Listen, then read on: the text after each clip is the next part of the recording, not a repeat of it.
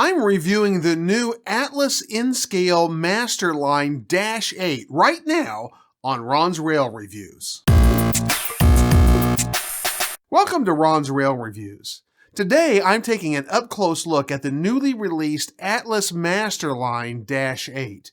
Now, this locomotive is available in the Standard or Spartan cab, Phase 1 and 2, dubbed the -8 40C, and also available in the North American Safety Cab, or the wide-nosed version, dubbed the -8 40CW. The unit also comes in both the Gold Series with DCC and sound, or the Silver Series, which is a standard DC that is DCC and sound ready. Today we're going to be looking at that DC version and then ultimately installing a sound decoder and taking a look at that as well. The locomotive I'm looking at today is decorated for the Norfolk Southern, and this model is a sample that was provided to my friends at Model Railroad News, and they sent it along to me for the sake of this review. Now, here at Ron's Rail Reviews, I bring you product reviews and hobby news. So if that sounds like your thing, be sure to subscribe down below, click the little bell icon, and choose all so you can catch future videos. But now let's head on over to the workbench. We'll get this locomotive opened up and see what we have. As is most common in N-Scale, this model comes packaged in a plastic jewel case. It has custom foam packaging and separate foam handrail protective inserts. Most of the detail on this locomotive is molded on, but it is quite fine and good-looking molded detail, including the tread patterns, lift rings, hinges, latches, and grills. The model has delicate-looking yet sturdy handrails and correctly painted safety rails. It features separately applied cut lever handles, MU hoses, brake wheel, and horn.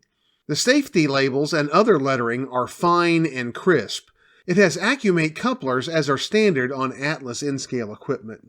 This is a former Conrail unit built in June of 1990, and so the Norfolk Southern version has covered classification light sockets, headlights above the windows, and number boards on the nose.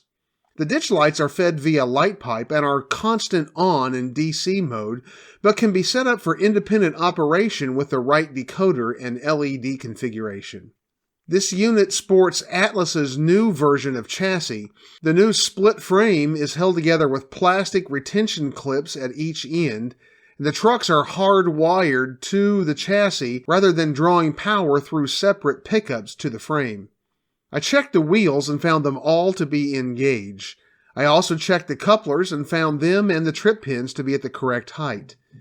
N-Scalers will already be aware that Accumate couplers are decent couplers, but do not always couple perfectly with microtrains or other brands of couplers. I weighed the locomotive, and it came in at 3.3 ounces, which is within the average range for N-Scale 6-axle locomotives.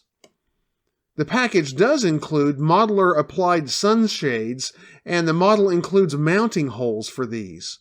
Installing them is simply a matter of putting a tiny drop of glue on the mounting pins and slipping them into the mounting holes. I took the -8 to my layout to give it a test. Again, it is currently a standard DC model, but I have a section that I can run in DC mode. After about a minute of warming up out of the box, the unit ran at a slow speed under DC power quite smoothly in both directions.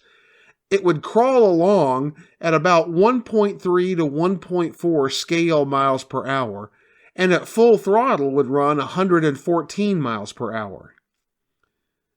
I used a pull meter to test the drawbar pull. It pulled 1 ounce before the wheel started to slip. That doesn't always tell me very much, so I tested it pulling a train. Over a level grade, it pulled this 21-car consist perfectly without slipping a wheel. All indications are that it will pull as per usual for most N-Scale locomotives. I performed a shove test pushing cars through a crossover of number 6 turnouts. Again, it performed flawlessly.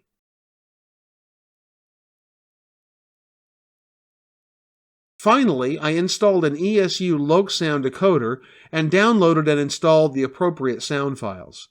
I made a separate video about this process for my other channel, Ron's Trains and Things, and I'll include a link to that video in an end screen of this video so you can check it out.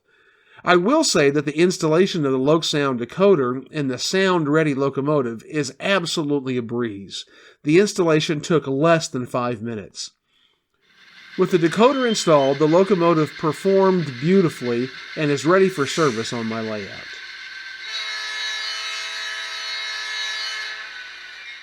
Atlas locomotives have always been one of my top brands for N-scale locomotives, and this Dash 8 does not disappoint.